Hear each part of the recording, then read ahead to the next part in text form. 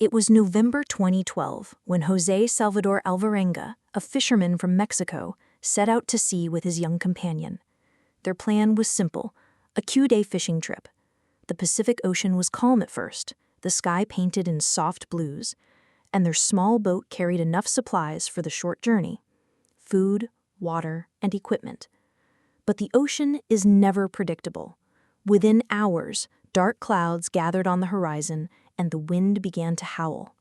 By nightfall, a storm unlike any they had seen before surrounded their tiny vessel. Waves towered like walls of water, crashing against the boat with merciless force. The radio, their only connection to the outside world, fell silent after the storm destroyed its wires. They were completely cut off. For days the storm raged. The men clung to the boat, their bodies bruised by the sea's fury. Their food supplies were washed away, and what little water they had was quickly gone. When the storm finally cleared, they found themselves far from the coast, nothing but endless blue in every direction.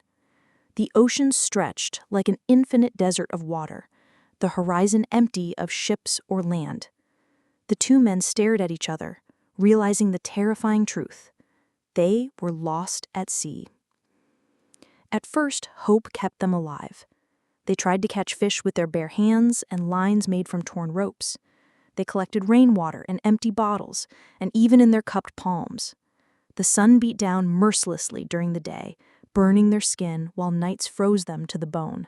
Hunger gnawed at their stomachs, and thirst cracked their lips until they bled. The younger man, frightened and weak, began to lose faith quickly. "We won't make it," he whispered, staring at the sky as if searching for something beyond the clouds. But Alvarenga, older and stronger in spirit, refused to give up. "We will survive. We have to fight," he told him, his voice steady, even as fear lingered in his own heart. Every day became a battle with the ocean. Sharks circled their small boat, their fins cutting through the waves. Storms returned without warning, tossing them like leaves in the wind. And yet, amid the endless terror, Alvarenga found ways to stay alive. He caught fish with his bare hands, sometimes eating them raw. He trapped birds that landed on the boat, drinking their blood to fight dehydration.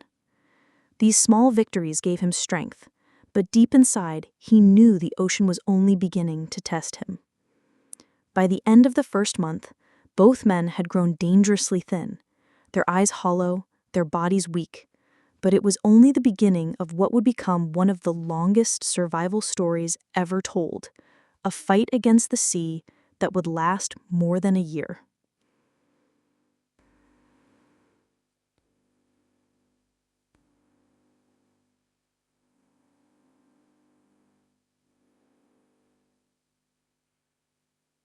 As the days turned into weeks, the endless horizon never changed. The same sun rose and set, the same waves rolled by, and the same silence filled the air. For two men adrift in the Pacific Ocean, time had lost all meaning. Their stomachs, once strong with hope of rescue, now groaned with constant hunger. They lived on whatever they could catch: raw fish torn apart with trembling hands, or unlucky seabirds that landed to rest on their drifting boat.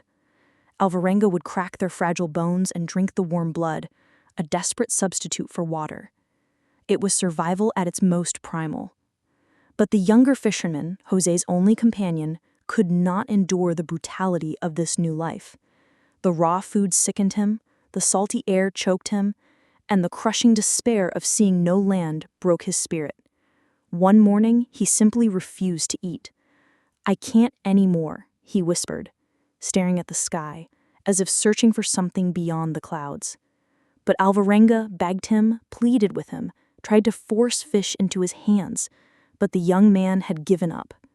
Days passed, and his body weakened further. Finally, in a moment that still haunted Alvarenga for the rest of his life, his companion lay down and never rose again. Alvarenga was left alone. For hours he held his friend's body, torn between grief and fear. He could not bury him in the sea immediately, as he could not bear to let go. For 6 days the body remained beside him on the small boat, a silent reminder of how fragile life had become. Eventually, With a heavy heart, he lowered him into the vast blue waters, watching as the ocean swallowed the last person who could understand his pain. The silence that followed was deeper than the ocean itself. Now, truly alone, Alvarenga faced not just hunger and thirst, but the crushing weight of isolation. Days blurred into nights, and weeks blurred into months. He began talking to the sky, to the fish, to himself, just to hear a voice. Sometimes he imagined he could hear his lost friend answering back. Madness hovered close, threatening to consume him. Yet even in the darkest hours, he clung to one thought: I cannot die here. I must live. Someone is waiting for me. For 7 months, this became his life: a drifting boat, an endless sea, and the sheer determination not to surrender. He fought storms, he fought sharks, he fought loneliness, and above all, he fought despair. He had no calendar, no clock, but he knew his ordeal was stretching far beyond anything he could have imagined.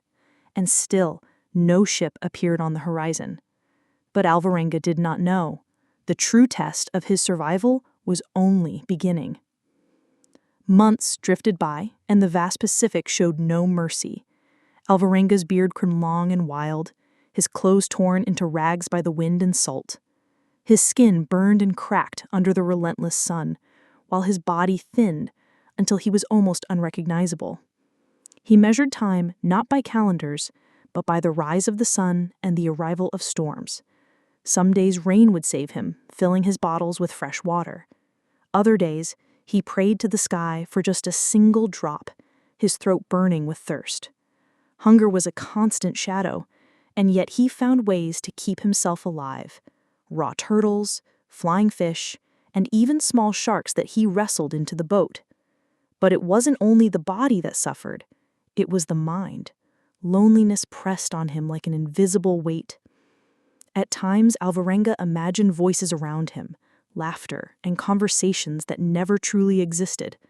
He spoke to God, he spoke to the ocean, and he even spoke to his dead companion, begging him for strength.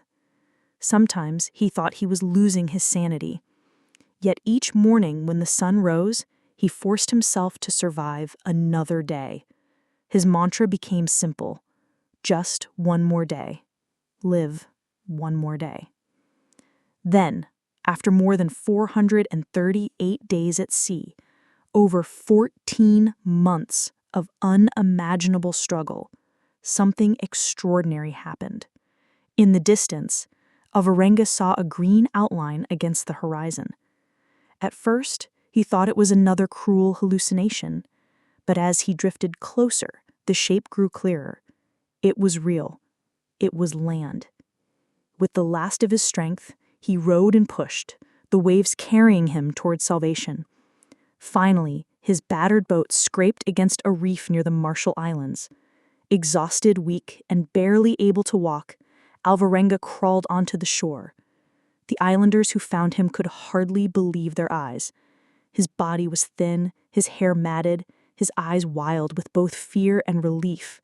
When they asked him who he was, his voice cracked but steady. He said, "I was lost at sea for over a year, and I survived." His story shocked the world. Doctors later confirmed it.